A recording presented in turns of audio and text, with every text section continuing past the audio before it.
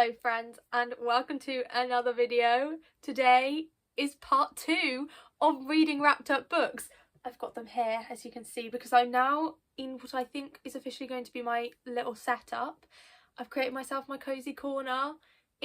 I think it's complete now. I've got my poster up here that you can't really see, but that was the final touch. So I'm really excited to be here. I've got my flowers. It's cute, it's cozy. I love it. I've even got fairy lights up there. Anyway, yes, today we're reading wrapped up books still and I honestly am still enjoying doing this. I love doing this. I took a break between the other books to read. I've just finished Divine Rivals. I'm really hoping that doesn't put me into like a book hangover or slump because I'm kind of still thinking about it and it's kind of consuming me. But I have to wait until March for the paperback of Ruth of Spells to come out first anyway. So we're gonna get on with these books. I have got a table here, but if I put them on here you can't see them, and if I move the tripod down you can't see me. So we're gonna do it like this.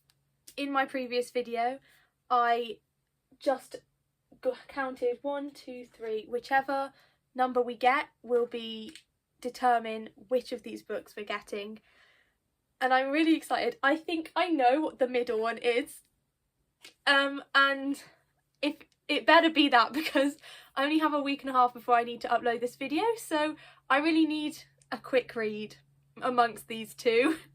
But yeah, I think we've actually got a hardback as well, so I think we've got a nice mix of things. So let's go. Generate 3. 1, 2, 3. Okay, we're going with this paperback, I do believe. Now this is really exciting because I have no idea what is in here, which is also a little bit scary. But because my books have been hidden from me for like since the beginning of January, I can't remember what I own anymore. I'm going to close my eyes again and we're going to do this blindly, and maybe this time I'll hold it up the right way around for you because I wasn't very good at doing that last time. Okay. Oh goodness. Oh, I should probably... I'll keep my eyes open for this. Oh, here we go. Okay.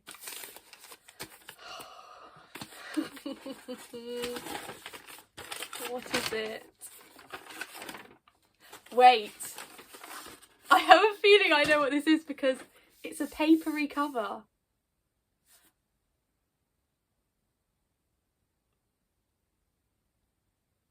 I didn't know what this was. I think someone's put this in here as a joke to be horrible to me. Oh my god, no. This is The Tale of Two Cities. I'm not going to be able to read this in a week and a half. This is going to take me a month in itself, because it's a classic. I've opened it now. I don't know what to do. I don't even know what to say. I was always going to read it eventually, but now is not the time because I want to study this. Like, I want to take my time with it. So what I'm going to do is break my own rules a little bit here. I'm not going to read this because it's just not going to work out. Classics need more time and I cannot give this book. I have plans for this book later on in the year anyway. I cannot give this book my full attention and enjoy it or anything. I'll admit I originally bought this book because of Shadowhunters, because one of the times I went to London I went round and looked at all of the locations from the Infernal Devices and ended it at the Hatchards in London, the exact one that is on the map in the books, the exact one where Will goes and buys Tessa her own copy of A Tale of Two Cities, and I went in and I bought my own, and that's why I own this.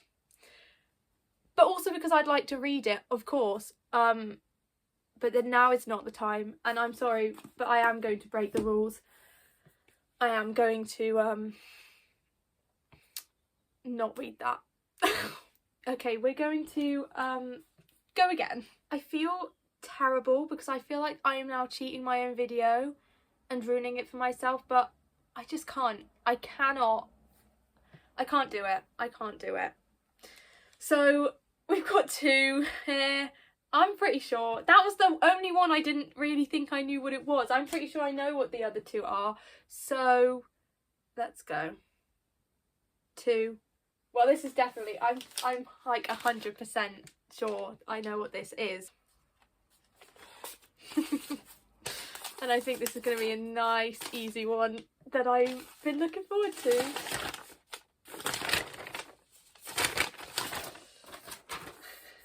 Am I holding it the right way? No, it must be this way. It's not at all.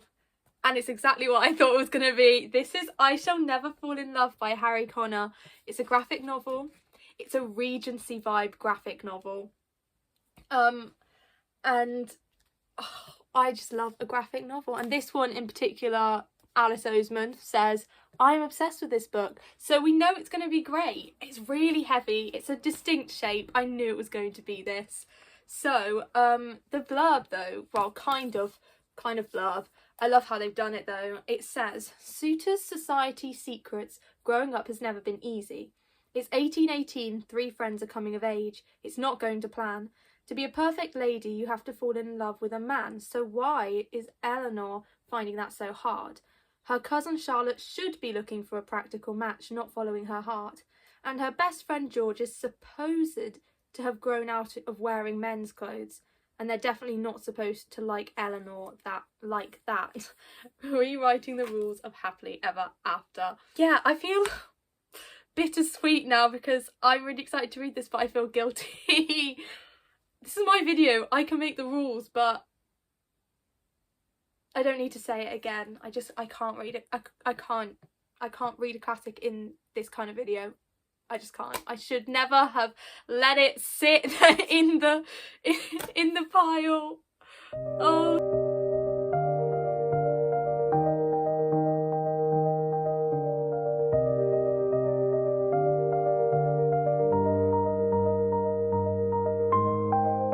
It is the next day and I have finished I Shall Never Fall in Love because it's a graphic novel. It was very nice and easy to read. Very easy to just devour. I read this in like 3 sittings. I think last night, well, I started it straight after I finished filming it, and then I put it down for a bit, and then later on in the evening before I went to bed I read some more, and then I finished it this morning, and yeah, I loved it. I've given this a solid 4 stars. I really loved it. I really loved the style of I mean, a colour graphic novel. Just every single page I'm reading and I'm just appreciating the detail. The amount of time that has gone into this is crazy, but so worth it. So worth it. This, I didn't make notes and I really should have, because I'm now like, what was I gonna say? But basically this is like a kind of Bridgerton-esque. I would say actually it's not. Less Bridgerton, just the time period is like Bridgerton. More Jane Austen. Oh, there were some great Jane Austen references in here that I loved. There were some great Emma quotes and I was like, ah! I loved that. But yeah, ultimately it is kind of a romance, and you have your 2 main characters here, George and Eleanor, but there are also other main characters that kind of have their own little side plots, and I really love that. There was so much detail in the stories as well as just in the art in general. The characters, I felt like they had so much depth. I felt like they were so, I mean, it's kind of easy when you can see them, to see like their individual like traits and personality through the pictures, but without that, these characters just were so like well fleshed out and really lovable. And honestly, and there were some annoying characters as well that were just like brilliant though, like so well written and created. Honestly, I loved it. It also very much revolves around gender and like how that would have been perceived in like this Regency era. And honestly, it was just so interesting and just really fun to read anyway. But also, my favourite thing when graphic novels do this is bonus content at the end. This was so fun. This book has a whole history corner where it all kind of shows the characters answering some of the questions that you might have had while reading this, and talking about like the history and what influenced the author anyway. And honestly, that was so fun. I really liked that, found that really interesting. And yeah, more history. And then I honestly think my favourite part about is when graphic novels include kind of like a sketchbook, which is what this has. And when I read 𝗦𝘁cie and 𝗵𝘵 by 𝗦𝘁cie𝗿𝗆𝗵, that also had like a kind of map and floor plans of like rooms and houses and stuff. Honestly, when I get to the end of a graphic novel and I find that stuff, I get so excited. Same with like how Heartstopper at the end has of one of them at the end has like the drawings of Nick and Charlie's bedrooms. Oh, I love it. I love it so much. And I also understand that like the people, like the authors of these graphic novels, they need to be able to see where everything is to keep up the consistency and keep the continuity. So they kind of need to draw these things up anyway, and I very much appreciate it when they let us see it, because how cool is this little sketchbook? Like there were some early character sketches there and like the houses. I really loved that, and I honestly kind of wanted some a little bit of like context on what inspired like the drawings of the houses, because if I find the house where George lives is called 𝗦𝘁cie𝗿𝗆𝗆𝗍𝗆 Hall, and there's a little rainy picture of it there. It looks so like Castle Coombe, like the house there, whatever it's called, like especially from that angle, and I genuinely want to know if it was kind of inspired by that, because it looks so like it. But yeah, I don't think I have anything else really to say. Though I really enjoyed it. I would definitely recommend if you love graphic novels. And yeah, this was just really well done, and I can't wait to add it to my little collection of graphic novels to reread again in the future, because 100% will reread this. Loved it. Now then, I'm down to the last book.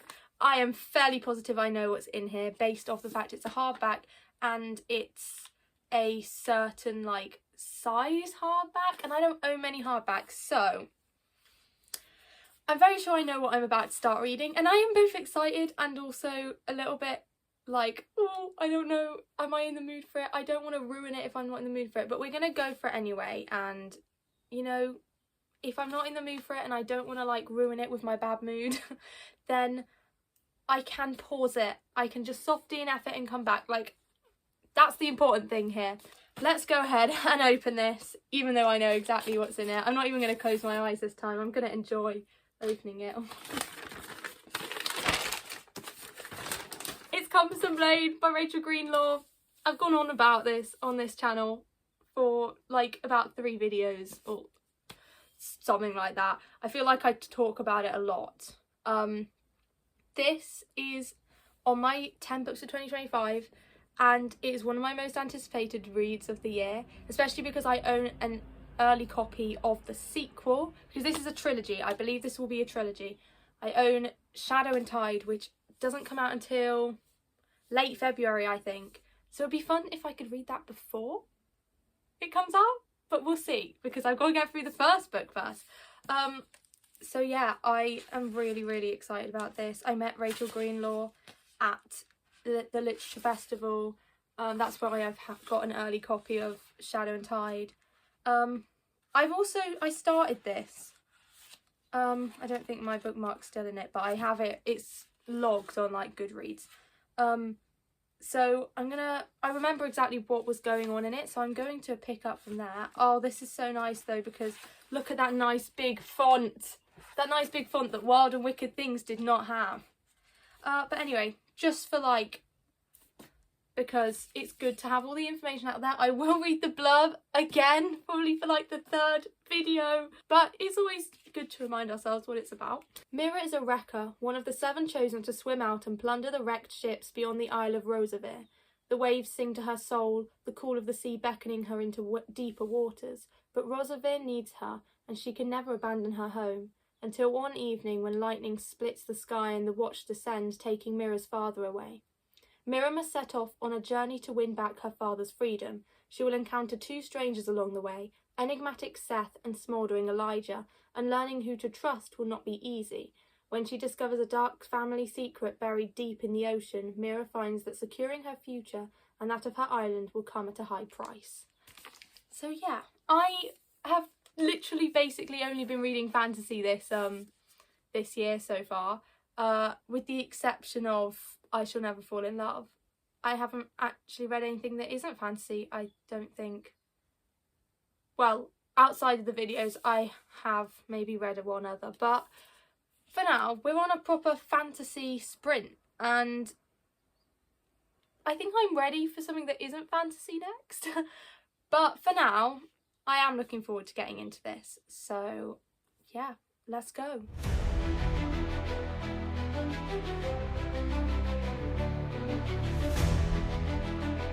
So I have finished Compass and Blade, and I have some thoughts to give. Firstly, I really enjoyed this. This was fun, it was fast paced, I loved the vibes so much. This is about Mira, who lives on the island of 𝗦𝘁cie, and she goes on an adventure to find something that her mother has left her, hoping that that thing is going to help her save her father, who has been imprisoned, and she has a week before he is due to be hanged and hung, yeah.